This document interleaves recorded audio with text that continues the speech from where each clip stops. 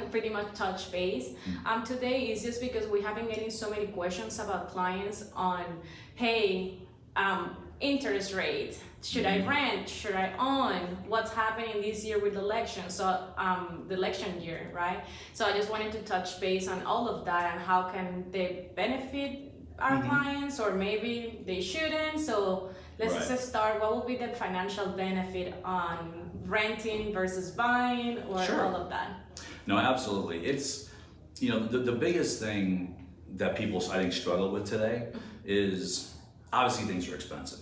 With the recent, happenings with inflation and the way groceries are up and gas is up and all these things are up, right? And so, a lot of people who are currently renting or have never owned a home before, I think it's a hard decision for them, because if they're let's say they're renting a home, right? And it's $2,000 a month for the rent, right? And, if they want to buy that same home, maybe it's $2,400 for the mortgage payment, right? Yeah. And they're thinking to themselves, why in the world would I buy, when I can stay renting? Why would I pay more? The $300 a month more, to own, or $400 a month, more to own versus renting, and a lot of times they think, if I'm renting, something breaks, I don't have to replace it, right? I don't have to worry about these things.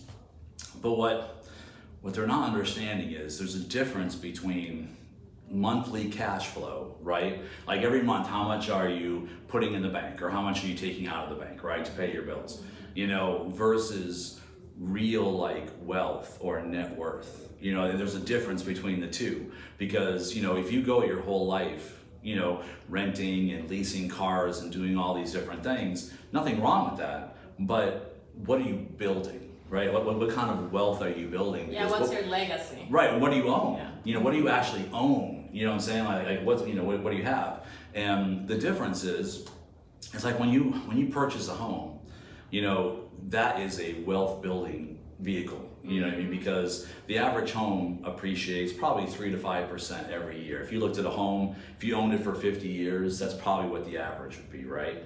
Obviously recently, bigger jumps. We had much bigger jumps recently, but over time, that's the average, right? So what people don't realize is that, okay, just because that mortgage payment's a little more than your rent, okay, next year your rent's gonna go up probably by $100 or $200, right? And you still don't have anything to show for it, but when you have a mortgage, okay, if you paid $300,000 for that home, and that home appreciated 5% that year, now it's worth $315,000. Now you've got $15,000 sitting in equity in that home, plus those mortgage payments that you were making paid that loan down a little bit. You know what I mean? So really you're kind of like maybe 20 grand, right, ahead, and just in the first year, let's say, but if you rented, okay, you saved yourself, let's say $400 a month, right? So you saved yourself $5,000 maybe in cash flow, but you lost 20. You know what I mean, in the equity. So that's the biggest thing that people don't understand, is the fact that owning a home, the benefit of it is that you're actually owning something. Like when you think about it, about all your investments that you can make, right? A home is really one of the few things you can buy that actually appreciates.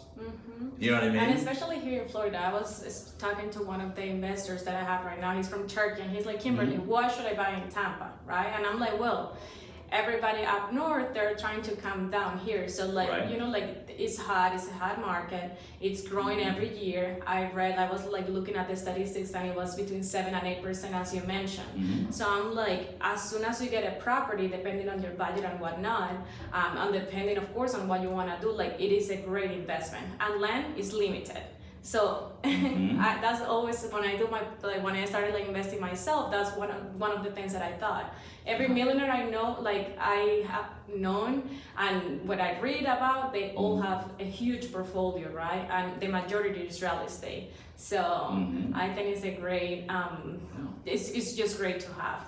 Well, I mean, there's a reason. I mean, because people, and I see it, when I'm pre-approving people, right? It's great to have a beautiful car, right? And it's great to, but when you purchase that car, if you paid $50,000 for the car that you drive, the minute you drove it off the lot, now it's worth $40,000. Yes. Right? And then, and you're making a payment on that car every single month. I'm not saying you shouldn't have a nice car and you shouldn't have a payment, but what I'm saying is that all those payments that you're making on the car, every year that car depreciates more. It's worth less. You know what I mean? So when you pay it off, you may have paid 50 and now it's worth 10. You know what I mean? Or 15,000.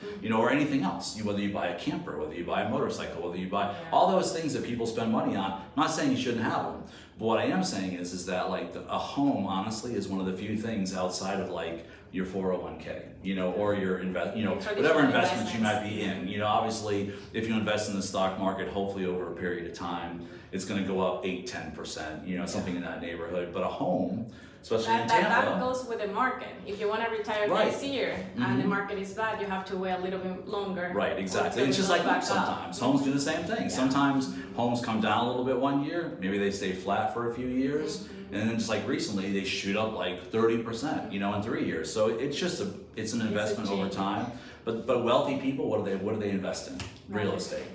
Yeah. You never need to worry about it. And that's great that you said that. So a lot of the other questions that we have been getting is like, okay, we have elections going on this year. Should I wait? Should I hold on? Or should I just like go ahead and pull the trigger and then just get in the house?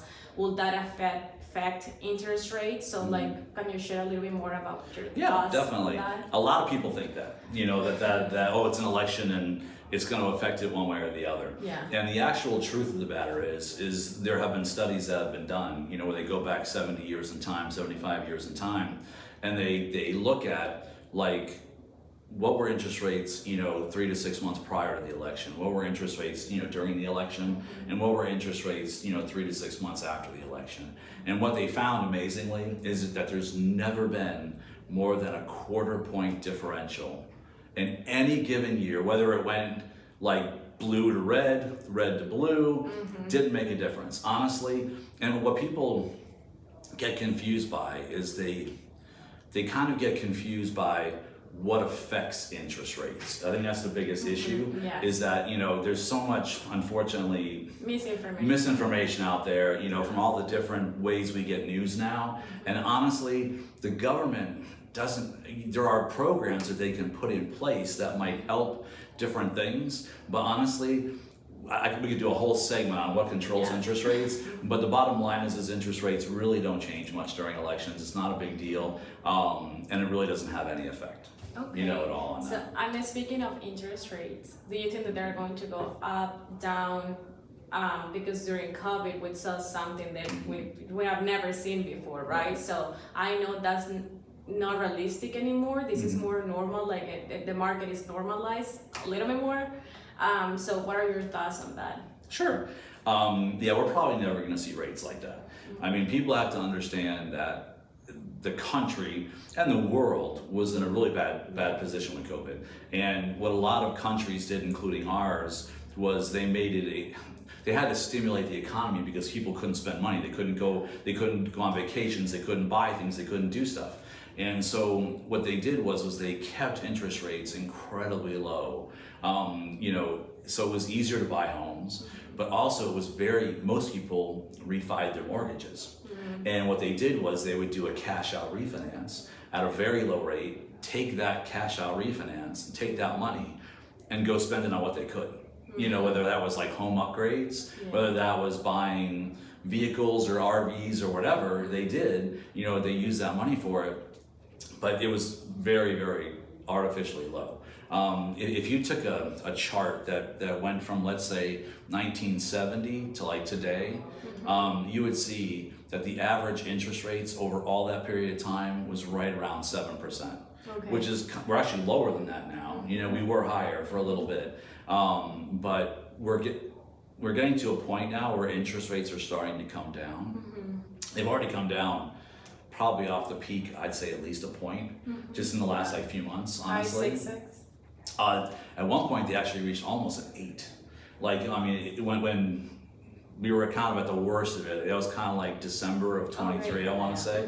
It actually was, they got that high for conventional rates. But now, rates are really, for an FHA loan, we're seeing rates in the low to mid 5s.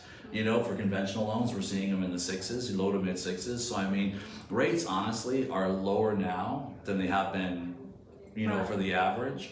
And the important thing to think about, and we talked about this earlier, is rates. Yes, they are important, obviously, because they control your payment. You know, a lot of, you know, things go into your mortgage payment, but rates are obviously a big piece of that. But the thing people really need to remember is that rates are temporary. You know, just because you buy a home, you know, the rates can change because you can always change your mortgage. You know, you're not, just because you get into a certain rate in the beginning when you first buy your home, doesn't mean you're locked into that rate forever. And which options will they have in order to change that rate? Sure, yeah, you can, I mean, there's two different main options. You know, you can do what's called a rate and term refinance, which is all you're changing is just your interest rate. You're not taking any money, you know, out of your home or anything like that. Really all you're doing is, you know, we're just saying, hey, you know what, I have the opportunity to lower my interest rate, let's say by, you know, 1 point, and I want to drop my payment by $200 a month. That's the kind of, you know, refi that you do for that. Now, a lot of people right now, they have a low mortgage rate, but they have a lot of credit card debt. A lot of people, you know, right now, you know, they racked up a ton of credit card debt. They're paying 20 to 30% interest on those credit cards. I mean, it's out there, you know. I mean, and what we're seeing a lot of people are doing is they're saying, hey, you know what, we're just going to do what's called a cash out, you know, refinance, which is, you know, I've got all this equity in my house. My house went up from, you know, I bought it 5 years ago at 300, now it's worth 450. You know, so I have all this equity sitting in my home. What do? How do I fix my financial situation? Because I'm kind of like, I got all this money sitting in my house, but yeah, I owe all this money on my credit cards. And the best way to do that is a cash out refinance. You basically, you know, take out some of the cash in your home. You take out a larger loan now on your home, and you take that cash and you pay off all your credit cards. You know, and even though it might be like a slightly higher interest rate on the mortgage, the cash flow aspects of it, you're eliminating so many other payments from the credit cards or whatever else, that even though your mortgage payment might be slightly higher now, your actual monthly bills are much lower. You know, and that's one of the best ways, you know, to eliminate. That's another great reason why to have a house. You know, and I feel like just say with the misinformation and then just like not knowing what you can do, right? So let's say that somebody wants to talk to you, or well, to any other a mortgage company, right? Do they charge up front? Like, tell me more how your services work. Like, how can people benefit from that, even if they are not ready? Do they need to be ready? Would you run their credit right away? Would you help them build a blueprint and guide them through the whole process? Of course, I try to do that with my clients, but I don't know specifically how would you approach that for those people? We have a very simple process, honestly. We have an online application, and the application, a lot of people get confused. They think when they're filling out the application that it's like going to a lender. You know what I mean? Like they're actually like applying for a loan. Because when people, for their first home, most people, the only thing they've ever done, let's say, is maybe buy a car or buy a, you know, any kind of large purchases that they've done. Whenever they do an application, it goes like to that lender, you know what I'm saying, to get an approval to get authorized to buy the car or motorcycle or whatever it was. But homes are different. Like when they do the application, our application, it's actually just an information gathering tool for me. Okay, is the way it works. They're going to give me like their personal information, their job history, where they've worked at for the last 2 or 3 years, you know, their residential history, you know, where they've lived at for the last 2 or 3 years, what they have for assets, you know, in the bank and their 401k, whatever else they may have. And those are the main pieces of it. And then what we do is I typically start off with a soft credit pull. There's two types of credit pulls. There's a hard pull and there's a soft pull, you know, and people get very confused on this when it comes to credit scores. There is, 10 years ago, the only way you could ever find out your credit score is if you actually had like what they call a 3-bureau pull done, which is actually the 3 bureaus that are out there, right?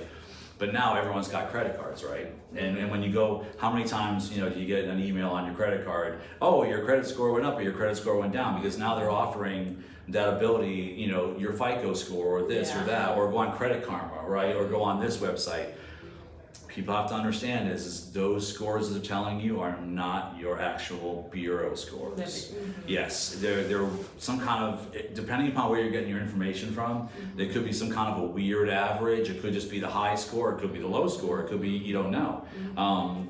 So what I usually do is I tell people, look, I'm going to start off with a soft poll. It's going to be a true 3 bureau poll. You know, it gives me your 3 scores. It gives me all of your information that I need. It shows what they call all of your trade lines, like all your credit cards, if you have student loan debt, if you've got a car payment, you know, whatever it might be that's on your credit report. It shows me all that. And that's basically the starting point, you know, because you do have to have certain credit scores, you know, to get loans. So people will be surprised. For an FHA loan, we can actually go as low as 580, which people probably don't think would be an acceptable number, you know, for that. So we can go as low as 580. What I do tell people, a lot of questions always come to me about down payment assistance, because that's a big thing right now. A lot of people, they have good jobs, they have good income, they have decent credit scores, but it's hard to save that money. You know, it's hard to save that, you know, for an FHA, it's 3.5% down for a down payment. And then usually closing costs are another 3%. So if you're buying like a $300,000 home, you got to have about 20 grand, you know, put away for that.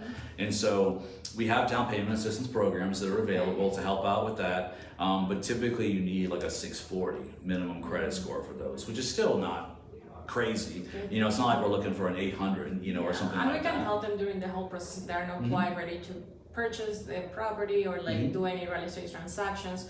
We can just guide them, okay, how can we accommodate everything for you to be able to achieve that goal in the short term, like 6 months to a year. No, absolutely. And I mean, I have some limited tools that I have, okay, that I can maybe help people that don't need a large increase. You know, one of the things that one of the credit companies that we use, they have what's called a what if simulator. And what it does is it allows me to look at someone's credit report and say, okay, what if they pay this credit card down to this number? Or what if they get this collection off of their credit report, kind of thing. And it lets me know what possible changes. It's not a guaranteed thing, but what possible changes might occur to their credit score. And it's helpful. I mean, I'm not a credit repair company. You know what I mean? That's a whole different animal. But for somebody that sometimes people just have a high utilization when we do the pull on a credit card. You know, a lot of people, maybe what they do is they have a $2,000, let's say, credit limit on a card, and every month they put everything on it, and every month they pay it off, right? And so they don't carry anything. But let's say it's the end of the month when I do the credit pull, and they've got $1,800, you know, sitting in a balance on a $2,000 card. It's called a high utilization, and it might affect their credit scores. So simple things like that we can work with and fix. But like you were saying earlier, we can, especially for your first home, like the important thing is to get the application done, get the credit pull done, see where your credit's at. And then the other thing we can look at is the big piece of it is what's called your debt to income ratio. That's the big thing that mortgage companies look at. When people go to like apply for an apartment complex, the apartment complex might say, oh, we need to see, I don't know, like 3 times your, I don't know how it works sometimes, but like 3 times your, you know, income, or, you know, in order to qualify for certain things. They have different ways of qualifying you, you know, for an apartment. But for mortgages, it's basically, we combine like what your current payments are, like on your, you know, on your credit report, along with what your possible future mortgage payment may be, and it has to be under a certain number, and that's what we look at. So I work with all sorts of first-time home buyers. Sometimes people are ready, you know, day one. It happens, yes. Other times, you know, it might be 6 months, and we have to put a plan together, you know, like building credit up a little bit, or what's the plan for how are we gonna, you know, get that money that you need, you know, for the down payment, you know, and the closing costs. You know, people sometimes don't realize that there's other ways to get that money. It's not just like having to have the money in the bank. I do a lot of loans where people take out money from their 401k. You know, a lot of people don't know that there's no penalty if you take money out of your 401k for your first time home. That's a big piece right there. That's amazing. People can use a lot of younger people get assistance from their parents or relatives in the form of like a gift letter. Like maybe mom and dad want to help, rather than seeing you rent, they might be wanting to give you $5,000, $10,000, $15,000 as a gift toward that as well. So I mean, that's a great way, to help out, to get that money, up front. Down payment assistance programs. We've got some great ones in Florida. You can get like $10,000 to help. So there's all sorts of, ways to get people from renting to buying. Actually own it. Yeah, no, that was one of the biggest questions also, is like, okay, maybe I don't have the cash, or I don't have the money, which programs do they have? What, like, do I have to submit the application for those programs myself, or do you guys do it for the person? It depends on the program. Okay. There are county programs that are kind of like local to each county, and that the individual person has to do. Okay, and then that person will bring the results, or like the application. Yeah, you get like an approval. Yeah, you get like an approval from the county programs. Those are hit or miss, and the reason is that a lot of county programs are not like what they call fully funded throughout the whole year. Okay. They might be given like $200,000, right, to fund the program, and then once all those funds are used up, it's done for the year until it gets refunded. Kind of like Hometown Heroes. Yeah. I'm sure there was a lot of news. Hometown Heroes recently came out, right? And the state of Florida funded it with $100 million, and it sounds like a lot of money, right? But it's almost gone. It is gone. It's gone.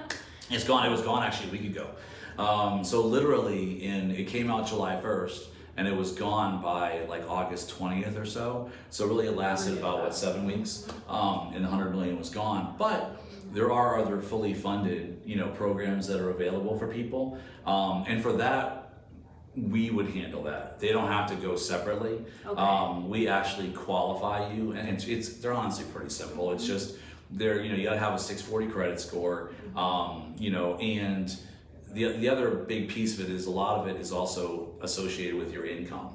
Like a lot of these programs are designed to help people with lower incomes get into homes, along with giving you assistance, with the down payment. So a lot of them, they really don't want to see an income of over like 80 or 90,000 a year, for most of the programs to qualify, in general. And that's not an exact number, it's just kind of a rough estimate for people, but usually that's kind of where that sits, for the down payment assistance. Okay. And there's a few other lender options out there, but they're not. I just personally wouldn't recommend them, just because they tend to have very high interest rates. I think that the state of Florida ones are really great options that are out there for them. No, I love it. Chris, thank you so much for this amazing information. And I don't know if there is anything else that you can think that might benefit our clients or future clients. I don't know if you want to add anything.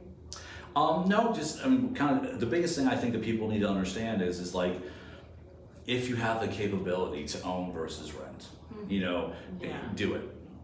Do it, and don't worry about interest rates. Honestly, the important thing is, especially if you're gonna, have a family at some point, you want to be in a home that's gonna work for you, for you, and in a neighborhood you want to live in, in an area you want to live in, and find the home that you want first, and then worry about the interest rate later. Like there's a saying that we have, it's like marry the home and date the rate, but it's true. You want to find your home, you want to be happy where you live, and if you're going to be investing that large of a portion of your monthly salary, you want to be comfortable where you're living at. You don't want to like, you want to have a place that you come home to after a long hard day that you love versus like that's functional. So definitely buy if you can. Absolutely. No, Chris, thank you. I will put all of your information underneath the YouTube video so they can get access to you. And yeah. Well, thank you.